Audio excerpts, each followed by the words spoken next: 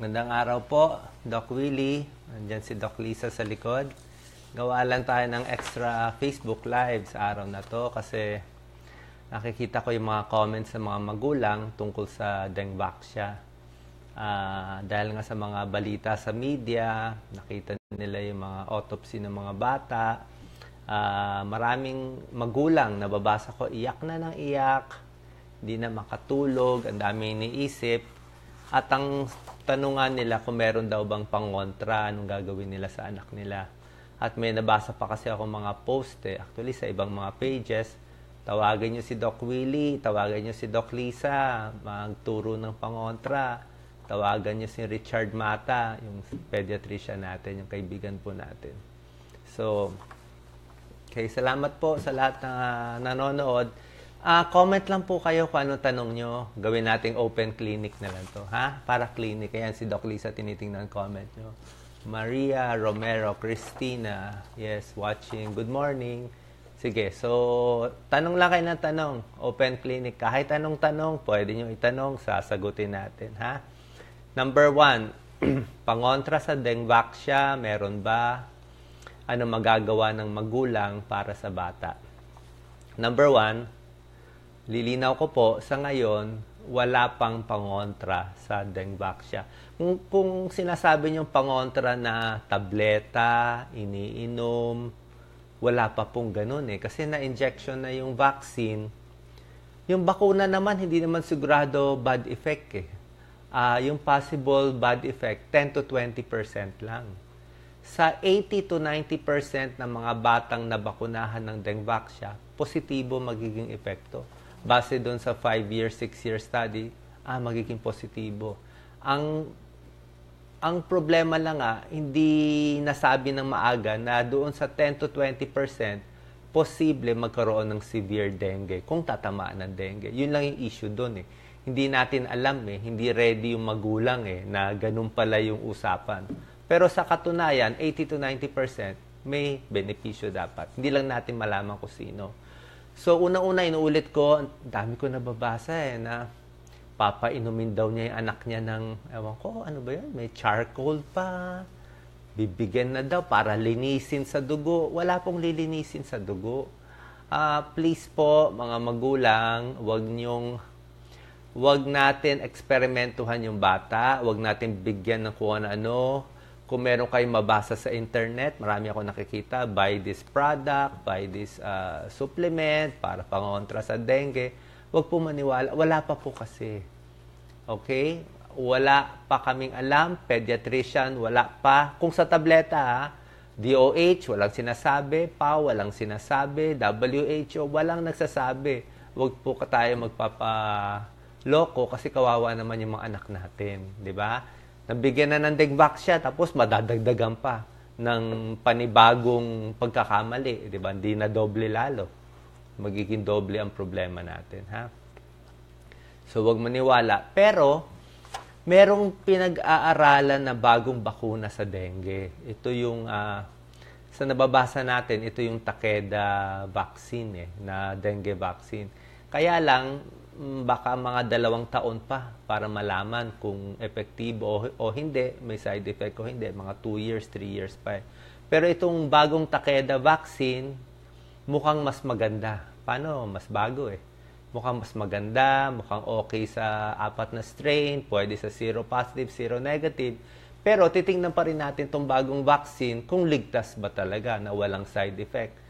Malay natin, baka dahil dito sa bagong vaccine, makontra yung epekto o matanggal na yung epekto nung dating vaccine, yung Dengvaxia. So, abangan lang yung sa Takeda. So, wag mo nang iinom, wag mo na kung ano-ano gagawin. Number 2, ang severe dengue, inuulit ko po, pwede lang itong mangyari kung magkaka-dengue ang anak nyo. Pag nabakunahan kayo ng Dengvaxia, hindi manghihina ang bata. Walang mararamdaman, Hindi manghihina, hindi magkaka-UTI, hindi magkaka-TB, wala pong ganun. Pwera lang yung immediate side effect. Siyempre, pag nabigyan ng bakuna, may ilang porsyento, baka mag-rashes, sumakit dito. Pero kung hindi siya magkakadengue, walang kaso. Ha? Yung epekto lang nung Dengvaxia, parang nagkaroon ka ng unang dengue infection. Para ka lang nagkaroon ng infection 1 sa dengue. Ang dengue kasi 4. Pwede kang mag 1, 2, 3, 4 na dengue. Yung unang dengue infection, tamatay na lamok, kadalasan po mild, hindi malala. Tapos, yung pangalawa, yun yung medyo mas serious. Ngayon, kung nabigyan ka ng Dengvaxia, parang nagkaroon ka na ng unang dengue. Kaya yung pangalawa mo, pwedeng maging malala kung dati wala ka pang dengue. Ha? Pero kung nalilito kayo, unang-una, sinasabi ko, hindi manghihina yung bata kahit nabakunahan. Sa katunayan nga, 80 to 90% ng mga kaso, kung seropositive, dati nang may dengue yung anak nyo. Tapos nabigyan ng Dengvaxia, makakaiwas kayo sa severe dengue. Malaking benepisyo para dito. Ha? Kung effective yung bakuna para dito. Problema lang yung 10 to 20% hindi natin alam. Sa mga napapanood nyo sa TV, di ba, nag-iiyakan yung mga magulang, di ba, may 21 cases na sila tinitignan na nabigyan ng Dengvaxia, tapos namatay. Hindi po tayo tiyak na lahat doon ay dahil sa Dengvaxia. Hindi po tayo sure. Kahit makita natin na may severe dengue siya, meron pa rin kasing possibility na dahil lang sa lamok Let's say, nabakunahan ka, tapos hindi tumalab yung bakuna, kasi effective yung bakuna, 50 to 65% lang. So, hindi tumalab, natamaan ka ng dengue, doon nagka-severe dengue at namatay. So, hindi rin natin sure doon sa 21. Kung ilan doon dahil sa Dengvaxia, hindi natin masabi. Pero baka meron doon. Okay? Kaya, huwag masyadong panic na talaga may mangyayari na sa anak ko. Gaano karami ang matatamaan ng severe dengue? Base sa mga interview nga natin dati kay Dr. Lansang, Dr. Dance, ang tansya nila around 10 up to 200 ang magkaka-severe dengue na pwedeng mamatay. 10 to 200, mga ganoon. Marami ba yung 10 to 200? Let's say 100 sa 830,000. Medyo marami. Medyo worried tayo. Ang tanong ng iba, bakit may namatay? Oo. Bawat taon kasi, kahit wala pang Dengvaxia, may 600 na namamatay na tao kasama ang bata dahil sa dengue. 200,000 na Pilipino nagkakadengue. Every year, 600 ang namamatay. Wala pang Dengvaxia noon. Ngayon, may Dengvaxia. Titingnan natin kung dadami ba yung 600, kung konti ba yung 600. So, hindi natin sure pa rin kung yung mga namatay dahil dengue lang ba or Dengvaxia. Yan pa yung pag-aaralan. Ano ang magagawa natin para sa mga nabakunahan o sa mga nanay? Ito lang susundin nyo, ha? Step 1. O, sige, singit. Doc Lily, kasi bago mo sabihin yan, sige. Ano ang mangyayari? May tanong po dito, maraming magulang. Hanggang kailan or ilang taon mawawala ang Dengvaxia sa mga in-injectan na bata? So, kailan daw mawawala sa dugo o katawan ng mga bata? Ito si Doc Lisa nandun sa kabila, taga-basa. Ayaw mag-on-cam. Gaano katagal hanggang sa, base sa mga experts at nakakausap ko, hanggang sa susunod na dengue infection. Kung kailan siya ulit magkakadengue, doon mawawala yung epekto. Let's say, nagka-dengue siya, nagka-severe dengue, na survive yung severe dengue, safe na, tapos na. Tapos na yung epekto. Gaano katagal? Walang makakasabi. Pwedeng 5 years, pwedeng 10 years. Sabi nila Dr. Dance, pwedeng 20 years. Or pwede kung nagka-dengue agad, wala na, tapos na. Kaya lang, yun lang nga, magkaka-dengue yung pasyente. Kung seronegative, posible nga may risk. So, ang bantayan matagalan. Hindi lang 3 to 5 years. Siguro at least 5 to 10 years ang pagbantay natin dito. Okay? Tapos, ito na. Anong gagawin ng mga magulang? Ito pwede nyong gastusan at parang gagawin natin. Number 1, syempre papalakasin natin yung katawan ng anak ninyo. Para kahit tamaan siya ng dengue o severe dengue, makakasurvive siya. pag maayos ang gamutan ng doktor sa ospital sa severe dengue, ang mamamatay lang ay 1% or 2%. Maliit na dapat yon, 1 to 2% sa magandang ospital. Pero pag yung severe dengue, hindi dinala sa ospital, sa bahay lang, kung ano-ano lang pinapainom, pwedeng 20% ang mamamatay. Kasi nga, hindi dinala sa ospital. Hindi nabigyan ng hydration, nabigyan ng swero. Ito yung mga tinuturo ni Dr. Richard Mata, hydration.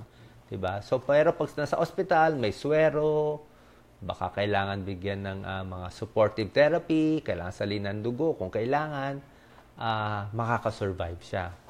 So, dapat malakas ang resistance, kumain ng masustansya. Pwede ba mag-vitamins? Pwede. Hindi siya pangontra, pero walang masama. Kung gusto niyo bigyan ng vitamins yung anak ninyo, bigyan niyo na lahat. Huwag na yung nabigyan ng Dengvaxia, pati mga ibang bata. Wala namang problema.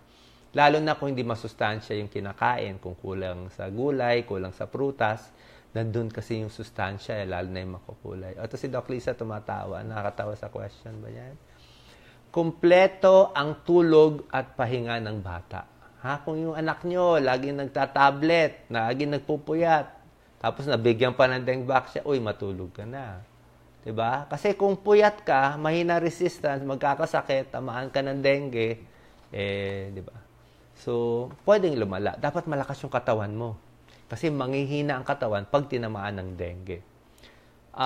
Iwas lamok, off lotion, kung ano pang lotion meron. Ang sabi ni Dr. Richard Mata, mas mabisa yung off lotion. So, ito, mag-lotion kayo, maglagay ng screen sa bahay. Kami dito, may screen. Kulambo. Pwede magkulambo, pag natutulog. Alisin yung mga naiimbak na tubig. Nagtatago kasi yung mga lamok na yan Lalo na yung mga halaman minsan nagtatago sa mga tubig. Alisin nyo. Yung kalat sa paligid nyo. Alam nyo yung kalat, maraming madidilim dyan, maiitim na lugar. Diyan nagtatago yung lamok Tanggalin nyo yung kalat, pahanginan nyo, mawawala yung lamok. Diba? Mababawasan yung tsansa. So, linis ng linis, at palakasin yung katawan ng bata. At syempre, turuan natin yung mga anak maging healthy. Yung mga chips, chichirya, huwag nyo na pakainin. Mga maalat, diba? Dapat at least malakas siya, tamaan man ng kahit anong sakit, hindi lang dengue o iba pa, mas okay pa Mas hahaba pa nga buhay niya. Tapos, kung magkakalagnat ang inyong anak na nabigyan ng Dengvaxia, nabigyan siya ng Dengvaxia, biglang nilagnat. Pag ako, dadaling ko agad sa ospital o sa clinic, papacheck ko agad for dengue. Diba? Gusto ko agad malaman, dengue ba? Kasi kung na-Dengvaxia siya, tapos dengue pala, mas maingat ako. Mas maingat ang gamutan dun sa nabigyan ng Dengvaxia. Tapos, kung may PhilHealth card kayo, dapat may PhilHealth card po kayo para bawas gastos sa ospital. Kasi yun nga po, mahal din yung gastos sa ospital. Yes, Doc Lisa, questions? Yes, may comment tayo from Dina. BHW siya sa Kalamba, natatakot at nag-aalala para dun sa anak nila. So, Doc Willie, ano naman ang masasabi mo tungkol dun sa mga naatasan, nautusan na magbigay nitong bakuna? Oo nga. Kasi, una-una, ito rin ang aking opinion. Dapat siguro dito ka, Doc Lisa. Yung mga BHWs na nag-inject ng mga health workers, mga nurses, mga DepEd, mga teachers, taga-DOH din sa baba, na sila nag-inject nitong Dengvaxia, kahit yung mga doctors na iba nag-inject, tingin ko wala naman silang kasalanan Unang-una, inutusan sila ng boss nila na i-inject Pwede ba sila hindi sumunod? Sino ba dapat susuri kung may side effect o hindi? Siyempre, yung pinaka-pinuno ng DOH. Sila magdi-decide nito Diba? Sila magdi-decide, okay ba Dengvaxia o hindi? Kahit may kumukontra din ako noon. Sabi nila, okay pa rin, itutuloy. Inutusan yung mga health workers, yung mga teachers, wala silang choice. Kailangan sila sumunod. Diba? Kung di sila susunod, tanggal sila sa trabaho nila. Hindi mas sila pwede kumontra. Kasi ang job lang nila sundin Diba? So, tingin ko wala kayong kasalanan. Lahat ng mga nag-inject. Kahit yung mga doctors na nag-inject din itong Dengvaxia, unang-una, sabi nung drug company, okay naman. Baka hindi naman masama yung side effect. Ang DOH, binigay rin yung Dengvaxia, di ba? May, parang may seal, official seal. So, yung mga doktor, isip nila, okay siguro, di ba? So, tinuloy na rin nila. Ngayon, naglabasan yung side effect, na posibleng side effect nga sa seronegative, kaya tinigil na. Kaya tingin ko, yung mga nag-inject dati, lalo na yung sa mga DepEd, wala naman pong kasalanan. Sa question mo, Doc Lisa, yung BHW, anak niya mismo ang nabakunahan niya. Hindi niya kasi alam di ba? So, anong magagawa niya? Yung ba ang tanong? Hindi naman nilalabas niya yung pangamba niya. Oo nga. Kasi syempre, natatakot din yung mga health workers na nagbigay. Wala pong kasalanan. Hindi naman siya. Sa akin, ang may kasalanan lang kung sino nag-decide, sino yung doktor na may alam nito, alam niya yung benepisyo, alam niya yung side effect, at binigay pa rin sa 1,000,000 bata. Yun po ang may problema natin. Yes, Doc Lisa. Pero sa tingin ko, Doc Lily, dapat itong mga health workers natin ngayon, yung mga health workers natin ngayon na makakakita ng mga next na kaso, dapat wag naman po sana nilang itatago kasi may narinig po ako na nasabihan wag daw silang maingay. Siguro dapat po bantayan natin, i-report natin yung kaso para po mabantayan yung mga patient. Kasi lagi nga natin sinasabi, kapag nagkaroon ng lagnat, magpa-check up po agad sa gobyernong ospital. Tama po. Dapat tumaas ang views natin. Meron din nakahayos dito. Joke lang. Okay. Tinatanong nila, ano to? Lapel po to, mic Hindi maririnig yung boses pag diretso po kasi malayo yung microphone. Tapos meron din pong nag-comment si Jenny. Sabi niya, bakit hindi natin check upin yung mga bata monthly? Yung mga nabakunahan daw. Actually, maganda naman yung kanyang komento. Para sa akin, alam niyo po, simpleng-simple lang May payo nga ako sa DOH. Paulit-ulit na nga yung payo natin Sirang plaka na nga ako 'Di ba? Pinapayo natin sa DOH. Alam ba to? Nung 10 beses na to. Number 1, dapat libre ang gamutan sa severe dengue. Basta dengue yung bata, severe dengue, nabigyan ng Dengvaxia, libre na dapat sa buong pag-hospital niya.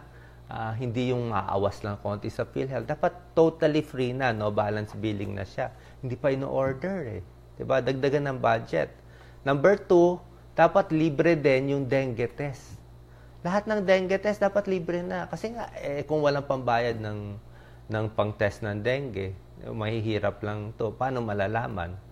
Pangatlo, kung gusto magbigay ng vitamins ng DOH, okay lang. Hindi magbigay ng maraming vitamins at nabigyan ng Dengvaxia, di ba? Kahit walang sakit, wala naman pong masama doon Para at least iniisip ng magulang kung magkakasakit yung anak nila, wala na silang iisipin. Basta dengue, libre na lahat. Sa ngayon, hindi pa nila to ginagawa, hindi pa nila to sinasabi. Di ba? Ganun lang po ka-simple yun Yes, Doc Lisa? Ano pa mga questions mo? Titignan ko po ulit yung mga... Sige, doon ka sa kabila. Comments. Okay. So, yun po. So, vitamins, masustansya, kompleto tulog, pahinga, off lotion, mag-i-screen. Maganda naman si Dr. Lisa. Ang tawag po dyan, duster. Yan ang niya, suot niya dito lagi. Nagla-live po tayo. Ang daming kasi nagtatanong ng mga magulang. Ganito pa. Meron pa pala ako isa. Ayaw natin yung overreaction, ayaw din natin yung underreaction. Ano bang overreaction, underreaction? Yung over, yung iiyak na, mamamatay na yung anak ko, o sasabihin 80,000 ang mamamatay. Hindi po Sa pag-aaral, mga between 10 to 200 Yun na nandun lang maglalaro ang numero. So, pag ino-over nyo, maguguluhan na yung tao, magpapanik Tapos yung nakikita nyo na autopsy, hindi pa po sure yon na Dengvaxia. Sa 21, hindi pa po sure doon. Gano'ng karami doon, hindi ko masabi. Baka 10%, baka 2-3, posible. Diba? Yung mga iba nagsasabi, hindi naman Dengvaxia lahat yan. May statement na yung kumpanya eh.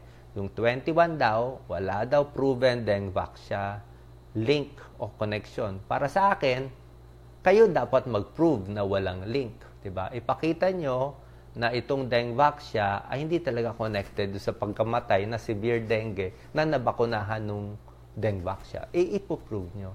Kaya nga sabi nga ni Pau Chief Acosta, iniipon lang nila po yung cases eh. Ipunin yung 21, magpa-file ng civil case, tapos depende sa judge, papakinggan yung side ng baka Dengvaxia to, papakinggan yung side ng experts na hindi Dengvaxia to. So, sa ibang bansa, ganon, yung korte magde-decide. Tapos, pag nag-decide, pwede mabigyan ng fine yung kumpanya para at least may makuha yung mga magulang. Pero, syempre, kahit anong fine ang makuha nila, nawala pa rin yung mga anak nila. Pero itong video natin, para doon sa mga batang okay naman, na very worried, na iyak na iyak. Minsan po kasi sa media, na-over din naman yung media hype eh. Pag merong namatay, umiiyak, yan ang pinipili nila, pinapalabas nila. Pag napapanood ng tao, sobra naman takot. Ngayon, pag tinanggal nila sa balita yung dengue, walang makakanood, wala rin naman papansin dito, hindi na maalagaan yung mga bata, di ba? Sasabihin ay okay lang, wala naman. So, doon lang tayo sa tama. May konting risk, pero hindi ganoong kalaki. Yes, Doc Lisa? Questions? Tapos, yun po. Tingnan natin itong mga question. Tinatagal lang ko kasi ang dami nagtatanong eh. Paulit-ulit kasi. Paulit-ulit yung tanong. Yung okay lang paulit-ulit. Paano daw kung one time lang nabakunahan?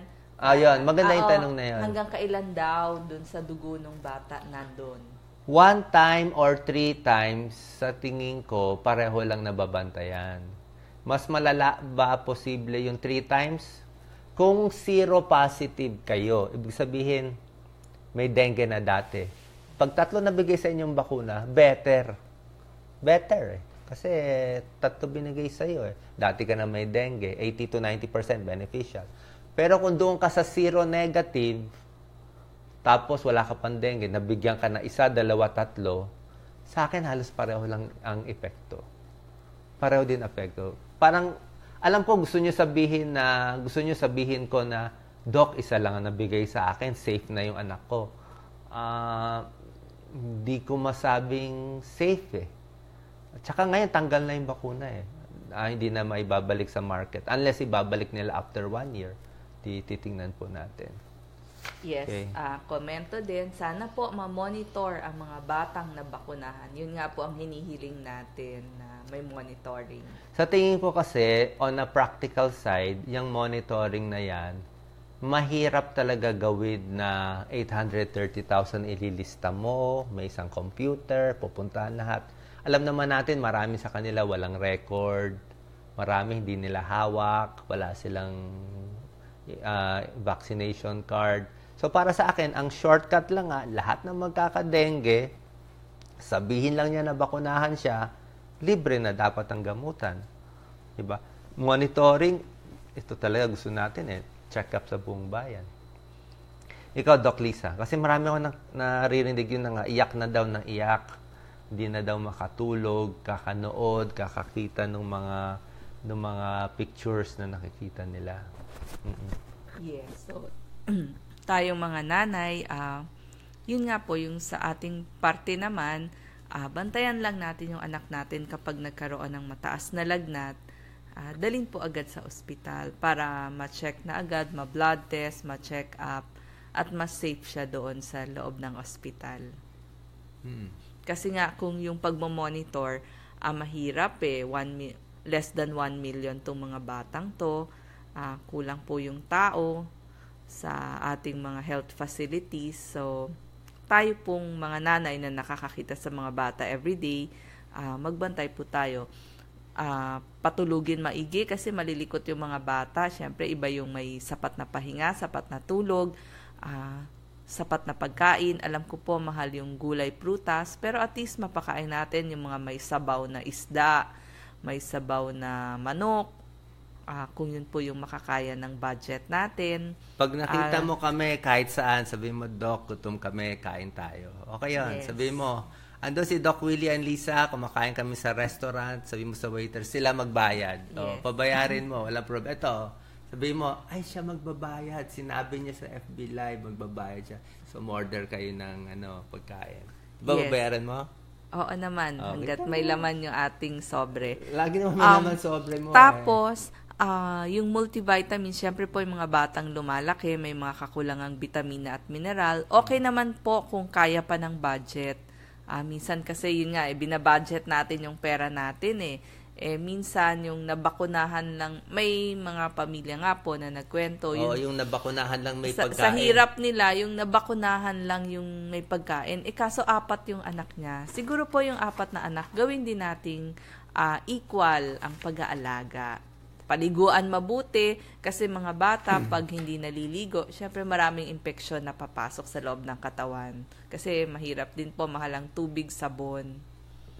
Tubig, sabon, kailangan din. Minsan syempre. may kakulangan din yung mga mahihirap nating mga kapatid dyan. Tapos, meron din po nagtatanong, meron mga nababasa kong comment, bakit PAW ang nag-investigate? Bakit PAW ang nag-autopsy? Para saan ba to?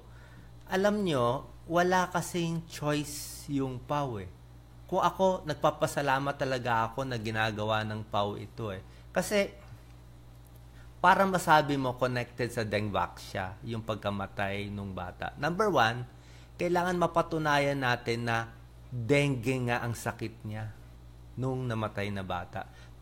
Kung sabihin nung kumpanya, hindi naman dengue yan Baka ibang sakit yan. Gastroenteritis yan, gastroenteritis o appendicitis yan. So, talo na tayo agad. Kailangan ma-prove na severe dengue base sa bleeding sa buong katawan. Kaya kailangan ng autopsy. Ngayon, pag napatunayan na natin na bigyan ng Dengvaxia, severe dengue, ang next step, gaano kalaki ang chance na Dengvaxia related nga? Seronegative ba dati yung bata? Hindi pa siya nagkaka-dengue ba dati? So, ito yung mga tinitingnan pa para umabot tayo doon. Ngayon, may nagsasabi, yung PAW, hindi nyo naman role yan, hindi naman kayo expert. Kailan sila na sino pa tutulong? Ang posible kasi na sabihin, hindi expert ang PAW, huwag nyo i-autopsy, hindi connected yan sa Dengvaxia. Yan ang naririnig ko. Dahil maliit lang ang chance. So, anong gagawin natin dapat? Titigil na lang yung ginagawa ng PAW. Pag tinigil ng PAW ginagawa nila, 0 na. 0 na. Ano pa makukuha ng mga magulang na namatay? Wala na. Wala nang kaso. Wala. Pwede bang ganun na lang? Diba? Kahit maliit ang chance na connected sa Dengvaxia, kawawa naman. Bigyan natin ng chance. Tsaka habol lang naman nila. Ano ba to? Magiging damages lang Yung buhay hindi naman maibabalik Diba? So, nakikita ko, wala tayong choice kundi itutuloy natin yung PAW. Kasi kawawa naman yung magulang. Mamaya, tumalon pa sa bangil.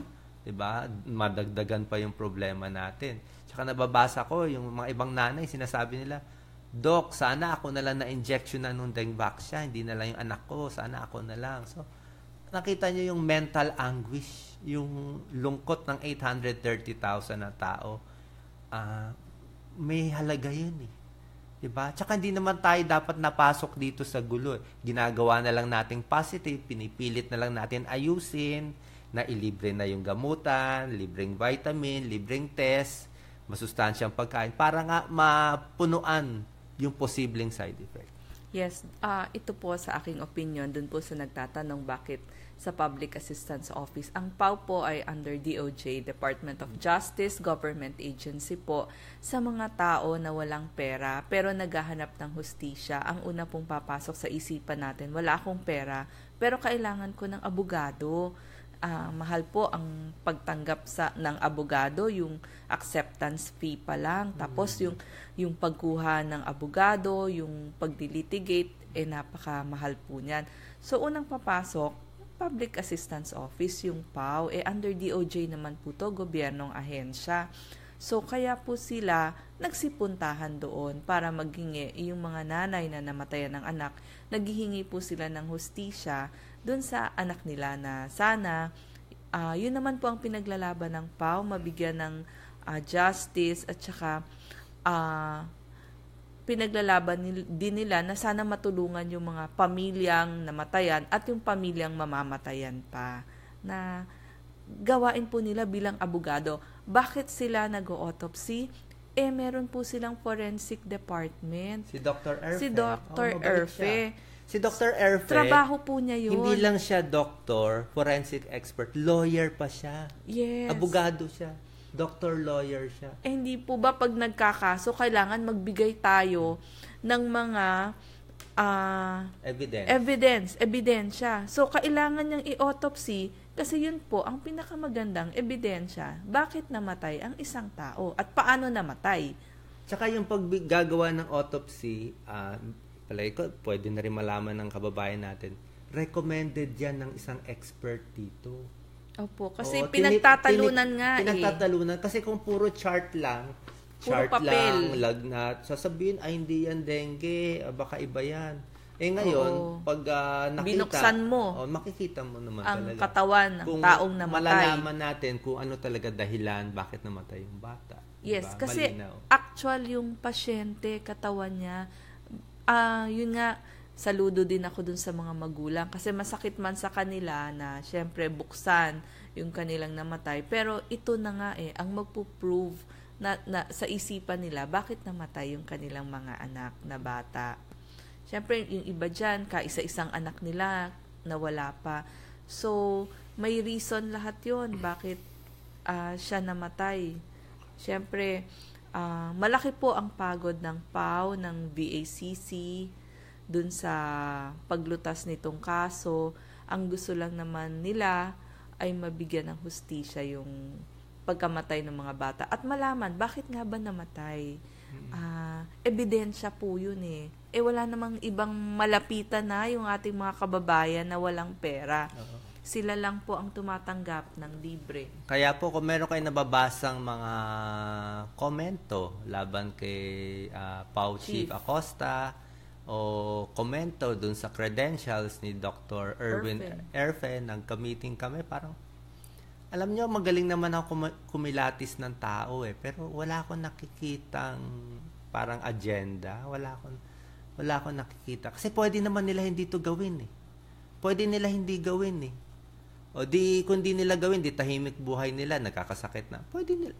Gusto nila ng may pwesto, wala akong nakita. Batikos lang ang makukuha nila dito. Kasi ang kalaban nito, 100 million public relation, PR nung kabila. Diba? PR nung kabila. So, wala akong nakikitang kakaibang agenda or mahirap naman kasi syempre yung iba meron na sila sariling opinion, may ganyan-ganyan.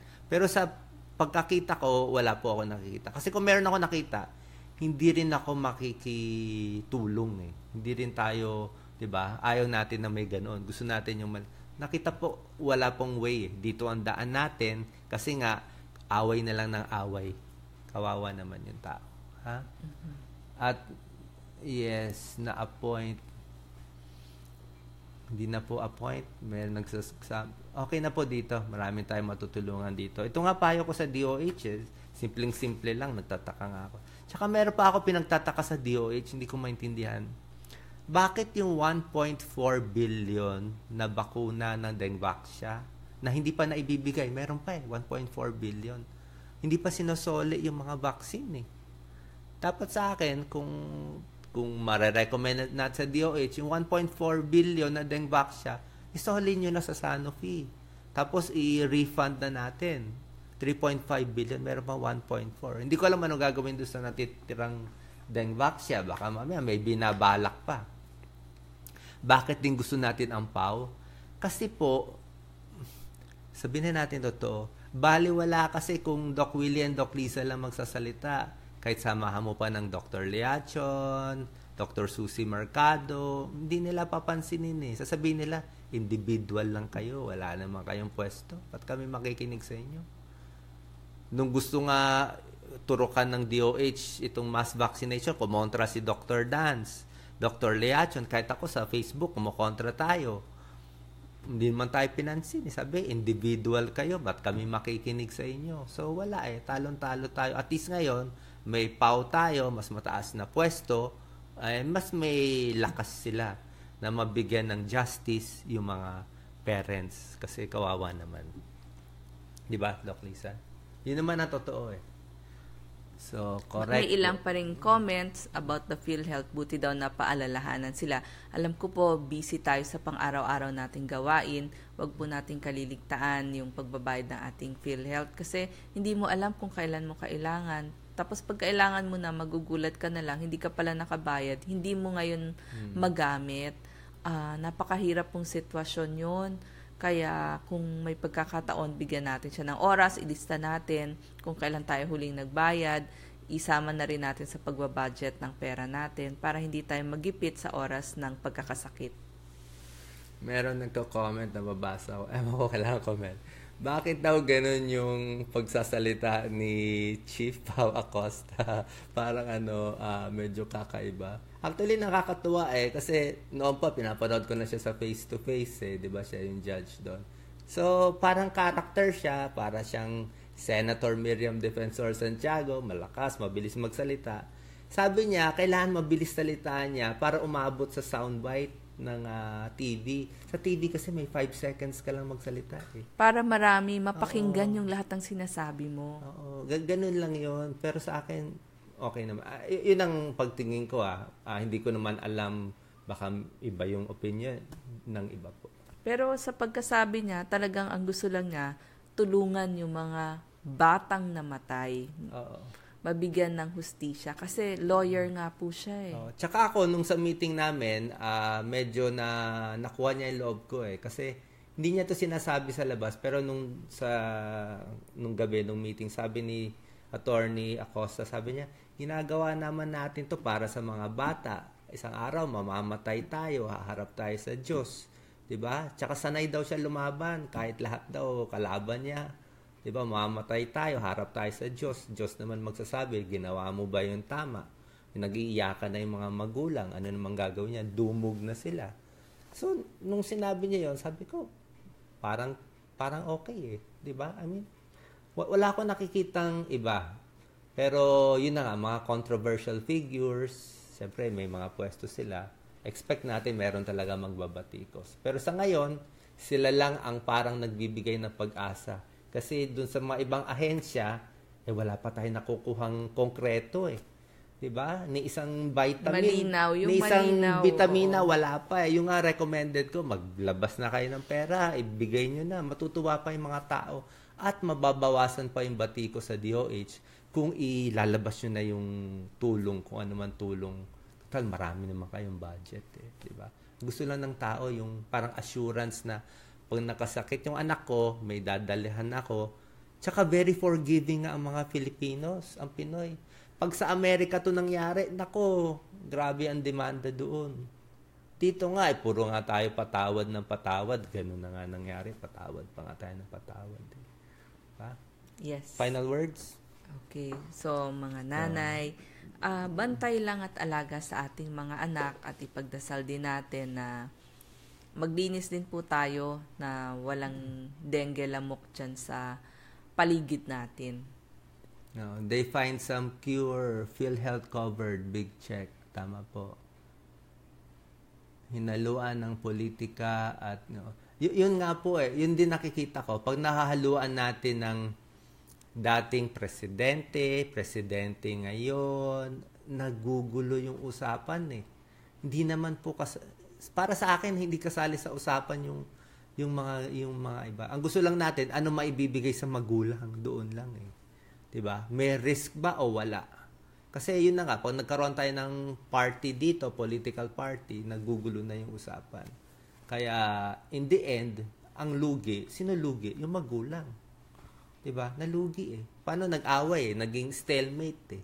naguluhan eh. Dapat lahat nga nakafocus kung ano yung maibibigay natin dun sa 830,000. Tsaka napakarami nun, 830,000, magulang nila, 2. So at least 2 to 3 million na yon na alalang-alala. Plus yung mga kamag-anak nila, another 2 million, 5 million niya. 'Di ba? So sana nga hindi na mangyari ulit yung ganitong pangyayari sa kasaysayan natin. Kasi ako rin, marami pa ako ibang binabantayan. Marami tayong tinitingnan ano pang mga posibleng ilabas na gamot o bakuna. So far, yung mga iba, okay naman. Meron kami mga binabantayan, pero so far, okay pa naman. Kung merong kaduda-duda, sasabihin po natin dito para maunahan na natin. Yes, yun nga po layunin ng PAW. Ano ang maibibigay, maitutulong dun sa mga magkakaroon ng pagkakasakit na matinding dengue. So, ano yung mabibigay? Yun po yung pinaglalaban nila. So, maraming salamat po sa Public Assistance Office ng DOJ, kay Chief Acosta, kay Dr. Leachon, lalo na po kay Dr. Erfe, kasi talagang pagod na pagod sila, kakabiyahe at kakapunta para maka-autopsy, kasi malayong probinsya din po yun eh. Tsaka libre naman lahat yun, di ba? O sila po ang gumagastos. Apo. Buti nga, libre nga lahat. Tapos yan, magandang vitamins. Actually, bumili na si Doc Lisa ng 5 box. Di ba? 5 box na binili mo vitamins sa mga bata. So, sa mga bata, any vitamins is okay naman. Kung ano yung dosis. Kung 1 teaspoon, 2 teaspoons. Yes. Pero iba pa rin talaga yung masustansyang pagkain. At pahinga ng mga bata. Tulog. Ano daw pwede nila biling pagkain? Para ano? Oo, Siyempre, gusto mo may gagawin ka sa anak mo. Yes. Ano bibili nila? Magluto po kayo ng mga may sabaw na isda, manok, baboy. Tapos, yun po yung lagyan nyo ng gulay.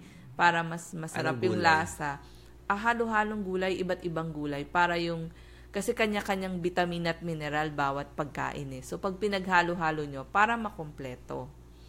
So, yun po yung... Tapos, tanungin nyo rin yung inyong mga anak, ano yung gusto nilang kainin? Kasi, iba yung gusto ng matatanda sa bata. Ang gusto natin, kainin ng bata yung pagkain ipe-prepare nyo. Hindi po yung magulang lang yung may gusto. Kailangan yung bata, gusto rin niya yung kakainin niya. Para kainin niya. Yes. Malaking gastos. Okay. Salamat po. Tinitingnan ko lang yung mga comments. Baka meron pa silang mga questions sa atin. Ino-open lang natin tong line eh. Yes, Lucia Francie. Thank you very much for watching. Salamat po sa mga comments. Malalaki yung mga heart. Bakit daw wala kang makeup, Doc Liz? Ngayon. Sabi ko kasi, kailangan ko mag-live ngayon. Ang dami umiiyak. Ang dami nagmamakaawa. Kailangan open. Ito, hindi pa naliligo. Sabi ko, wala kang choice. Diba? Dapat kaisa lang. Meron silang samahan sa PAW ng mga parents. Apo, pwede niyo pong itanong. Tsaka meron ding group page. I think may group page din sa Facebook. Yung mga parents. Samahan ng mga parents na affected. Para at least sama-sama tayo. Diba? Magpa-file sila ng civil case. Depende na daw sa judge. Siyempre, alam naman natin, may judge na pwedeng ma-influensya. Sana hindi. Ipe-pray natin tumapat sa judge na balanse para maganda ka naman, Doc Lisa, kahit wala makeup. Nagpapasalamat din po tayo sa VAC, Volunteers Against Crime and Corruption. Sila po yung tumutulong sa PAW at dun sa mga nangangailangang mga magulang. Kasi kailangan po may tumulong sa kanila. May iba po kasi nagkakadengue, hindi alam paano or paano sila tatanggapin sa mga gobyernong ospital. Kasi lagi nga pong puno yung gobyernong ospital. Sila po yung sumasama at nagtutulong. So, gastos din po yun ng VACC ng VAC. May add lang ako, Doc Lisa. Kunwari, yung anak natin na bakunahan, pero anak ko kasi lampas na yung age lampas na edad. Let's say, kung anak ko mismo, nabakunahan nitong Dengvac siya, tapos alam kong wala pa siyang dengue dati, ano gagawin ko? Mag-iiyak-iyak ba kami? Actually, hindi naman. Ano lang, mas babantayan ko lang siya lagi. Siguro, pag sa gabi, nakita ko gising pa, o tulog ka na. O kung balak niya mag-outing sa mga hiking, baka hindi ko payagan. Kasi mag-hiking ka sa bundok, ang daming lamok doon eh. Di ba? Mas i-check ko lang yung gamit niya lagi. Tsaka gusto ko, kahit bata siya, alam niya yung, ito mas maingat ka. Ganun lang po. Pero hindi ako mag-iiyak-iyak na kung anong gagawin ko. Mas bantay lang, pero otherwise, tuloy lang ang buhay. Wala namang kaso. Tsaka yung sinasabi na yung injection mananatili sa katawan, sinisira, wala pong ganun. Hindi po masisira. Pag na-dengue lang nga, baka lang mas malala kung wala ka pa dating dengue. Pero hindi talaga masisira. Mga bata, pwede mag-basketball, pwede mag-jogging, maglaro-laro, okay lang yun. Basta may sapat na pahinga din.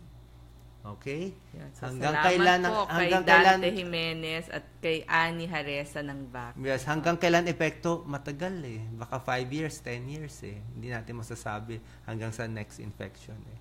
Kung isa man o tatlo ang bakuna, pareho din yung effect eh.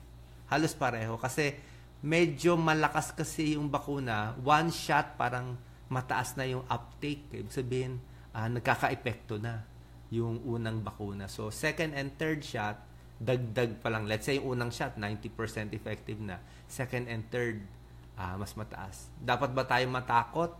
Matatakot tayo kung zero negative. Pero kung zero positive ka, mas maganda nga, may protection. Tingin ko ba dadami yung mamamatay sa dengue ngayong taon? Hindi ko masasabi. Baka nga bumaba eh. Baka nga bumaba. Kasi kung may tulong yung bakuna, baka bumaba sa ibang cases. Although, merong nga mga hindi dapat severe dengue, magkaka-dengue naman. So, overall, baka nga bumaba. Yan ang argument ng kumpanya. Naintindihan ko nga yun. Pero, ang point is, nasugal yung mga ibang ayaw naman magpabakuna eh. Diba? Dapat hindi sila mag-a-agree kung alam nila may side effect kaya hindi nyo sinabi. Kaya nabigyan nila. Nagkaroon lang sila mental anguish at konting risk para doon. Pero wag naman tayo masyadong overreaction na magiging magulo na lahat. Diba? Doon lang tayo po sa tama. Okay? Maraming salamat for a few years. Thank you. Tinatagal lang ko lang. Mamaya kasi may question eh. Kawawa naman yung mga hindi masama. Yes, 80 to 90% hindi masama yung vaccine. Hindi pa masama. 80 to 90% swerte. Pero 10 to 20% posible makasama. Bakit ayaw natin? Ayaw natin yung gamot na 10 to 20% na posible makasama. Sobra taas yung 10 to 20%. Dapat ang posibleng side effect ang mga 1% or less lang. Kasi unang-una, healthy naman yung mga bata eh. Kung di siya makagat ng lamok, healthy naman siya eh. Tapos bibigyan mo ng 85%, okay, 15% delikado. So, papaalam mo sa kanya yon.